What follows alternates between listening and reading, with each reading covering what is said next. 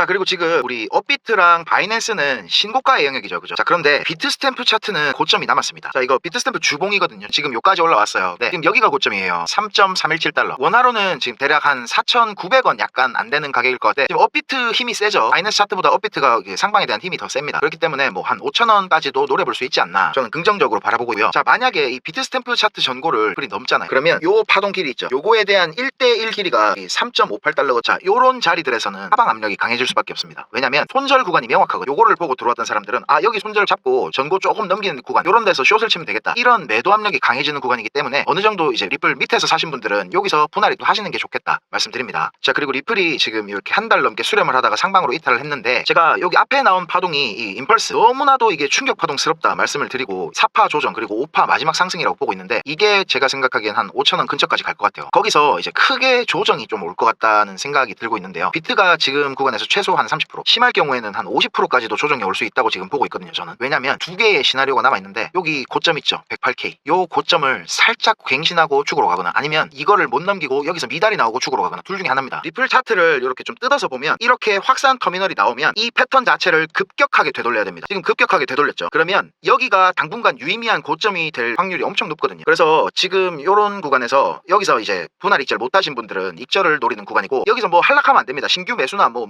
주가 매수 이런 건 절대 안 되는 구간이고, 리플 차트를 크게 보면 여기 올라온 파동 전체가 이 충격 파동 같거든요. 그러니까 여기에 대한 최소한의 조정이 와야 돼요. 그래서 제가 요 세 구간을 뽑아놨는데, 설명을 드리자면 여기가 이제 제일 확률이 높은 자리인데 2,310원부터 2,440원 요 사이까지 떨어진다면 진짜 그 절 한번 박으시고 감사하게 매수를 하시면 되겠다. 요금 참고해서 매매 잘 하시고요. 자, 요 이유가 궁금하신 분들은 제 텔레그램 방에다가 이렇게 엄청나게 정리를 해드렸어요. 오늘 3시간 동안에 글 적었는데, 자, 제가 코멘트 해드렸던 대로 여기 5,000원 근처에서 이제 수익 실현하신 분들은 지금 XRP 개수가 못해도 2배 이상은 늘어나셨죠. 그리고 지금 나온 여기 저점 2,426원, 여기도 제가 가능성이 가장 높다고 말씀드린 구간에 정확히 만들어졌습니다. 여기 5,000원 근처에 고점이 나오기도 전부터 여기까지 내릴 거라고 저는 말씀을 드렸었고, 이런 저점이 만들어지던 공포의 시간에도 저는 확신을 가지면서 조정이 끝났다고 말씀드렸습니다. 그만큼 지금 XRP 차트가 예측 가능한 범위 내에서 너무 뻔하게 움직이고 있다는 거고요. 그리고 지금 이런 어중간한 구간에서는 뭐 하려고 애쓰지 않으셔도 됩니다. 제가 단기적인 관점 말씀드렸죠. 슬금슬금 내려온다면 2,840원에서부터 2,900원 요 사이 정도에 전 추가 매수를 시작할 생각입니다. 그리고 나서 이제 잘 올라준다면 여기 보이시죠? 3,960원부터 4,170원 요 사이에서는 이제 강한 저항이 예상이 되거든요. 차트 진행되는 거 보면서 제가 분할 익절을 할 건지 아니면 홀딩을 할 건지 그때 가서 판단을 할 거고요. 자, 지금 당장의 수익도 중요하지만 결국에는 XRP를 나중에 누가 얼마나 들고 있느냐의 싸움입니다. 저희 채널을 구독하시고 제 영상만 꾸준히 보시더라도 이 치열한 XRP 지분 전쟁에서 우리는 반드시 승리할 수밖에 없다는 거 말씀드리고요. 자, 지금 바이낸스 차트를 잠깐 보면요, 원화 환율이나 업비트 김치 프리미엄 그리고 뭐 달러 인덱스 이런 것들이 지금 정상적으로 움직이는 상황이 아니기 때문에 원화 차트랑 이 바이낸스 테더 차트랑은 괴리가 좀 있습니다. 아무래도 거래량이 많은 바이낸스 차트가 좀 신뢰도가 더 높겠죠. 제가 그 텔레그램 방에 여기 3,300원 찍을 때 급하게 분할 익절하고 더 내릴 거다 이렇게 말씀을 드렸는데, 지금 제 예상대로 진행이 잘 되고 있는 상황이고, 여기 요 구간 보시면 가격 고점은 이렇게 올라가고 있죠. 근데 RSI 밑에 보조지표 고점은 이렇게 내려가고 있습니다. 요게 뭐라 그랬습니까? 하락 다이버전스가 컨펌된 거라고 했죠. 자, 지금 상황을 보면 뭐 비트코인이 100K를 넘겨야 이제 확정적으로 좀 상승이다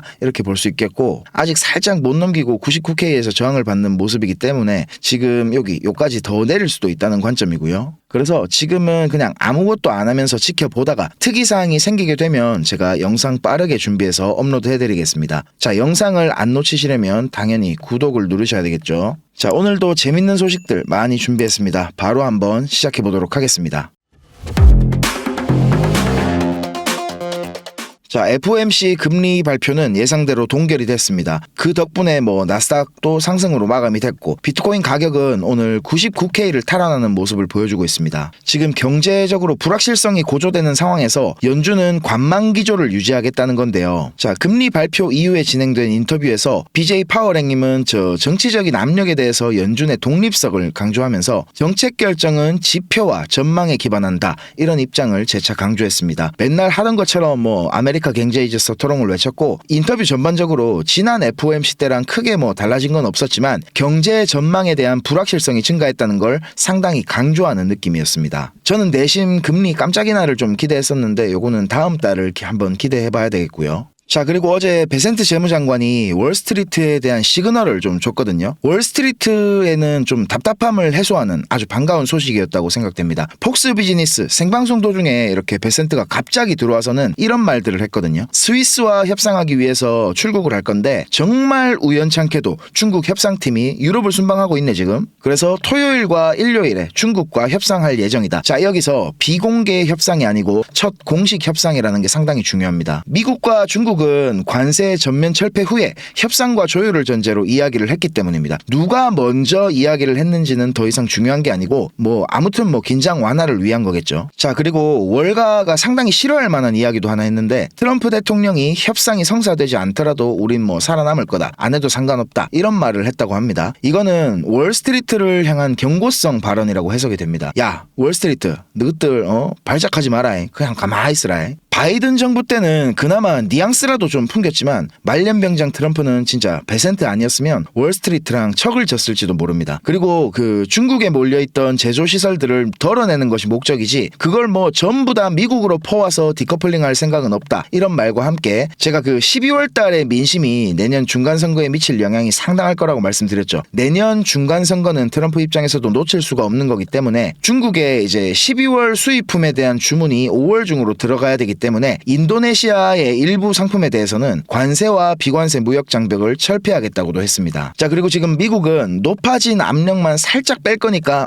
싫으면 말든가 이런 입장이고 중국도 아예 무관세로 초기화시키고 대화할 거 아니면 치아라 지금 이런 입장인 거죠. 자, 그리고 지금 인도와 파키스탄이 일촉즉발의 상황처럼 보이는데요. 자, 지도에 보시는 요 지역 있죠. 여기가 이제 카슈미르 지역인데 영토 분쟁이 몇십 년째 지속되고 있는 곳이죠. 자, 파키스탄과 인도 모두 핵을 보유하고 있는 나라라서 지금 위기감이 상당히 고조되고 있습니다. 자, 그런데 지금 파키스탄과 인도의 이 무력 충돌 또한 중국과 미국의 패권 경쟁의 연장선 이렇게 볼 수 있거든요. 파키스탄의 뒤에는 중국이 그리고 인도 뒤에는 미국이 버티고 있습니다. 원래 인도는 그 소련과 가깝게 지내면서 무기 구매의 80% 정도를 러시아에 의존할 정도로 가까웠는데 최근 10년 사이에 미국과 상당히 지금 가까워진 상태고 반대로 파키스탄은 원래는 미국과 가깝게 지내던 나라였지만 최근 들어서 이제 중국과 끈끈한 관계를 구축하고 있습니다. 자, 아르헨티나 그리고 베네수엘라 제가 설명드렸죠. 중국의 1대1로 프로젝트는 지금 전 세계적으로 영향을 미치고 있는 겁니다. 자, 그런데 지금 보시면 러시아랑 우크라이나랑 전쟁을 하고 있죠.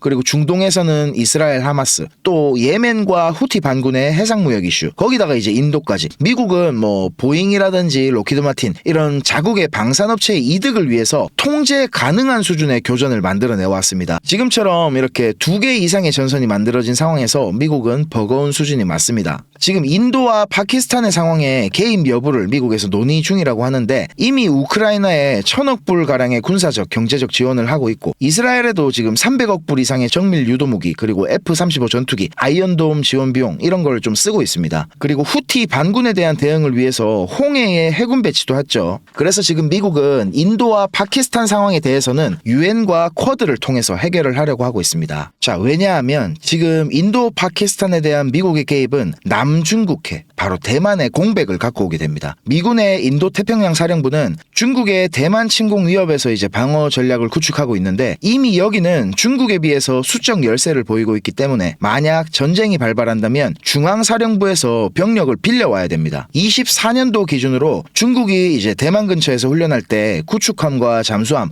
50척 이상으로 진행을 했었는데 지금 미국의 인도태평양 사령부에는 구축함 12척, 잠수함 5척 정도밖에 보유하고 있지 않습니다. 거기다가 이제 파키스탄의 경제는 IMF 구제금융 아시죠? 여기에 이제 70억 달러의 부채가 있습니다. 거기다가 이제 중국의 시팩에서 빌린 620억 불 정도의 빚이 있거든요. 중국의 부채 외교에서 파키스탄은 이제 헤어나올 수가 없는 지경이라는 거죠. 이미 중국은 파키스탄의 핵심 지역인 과다르 항구 여기서 나오는 수익의 90% 이상을 몰수하고 있습니다. 지금 상황만 놓고 보자면 카슈미르 상황을 미국이 컨트롤할 수는 없어 보이고 최소한 미중 무역 갈등을 완화시킨 후에 대만에 대한 중국의 압력이 완화되고 나서야 개입이 가능할 거라고 보여집니다. 자, 그리고 스위스에서 열리는 미국과 중국의 첫 무역 협상 결과에 따라 인도 상황도 앞으로 시시각각 변할 거라고 보여지고요. 스위스에서 대충 한 5에서 60% 이 정도까지 관세를 깎고 나서 이것저것 비관세 영역 메뉴를 추가한 다음에 최종적으로는 제가 말씀드렸죠. 관세는 46%가 넘어가면 오히려 마이너스가 됩니다. 그래서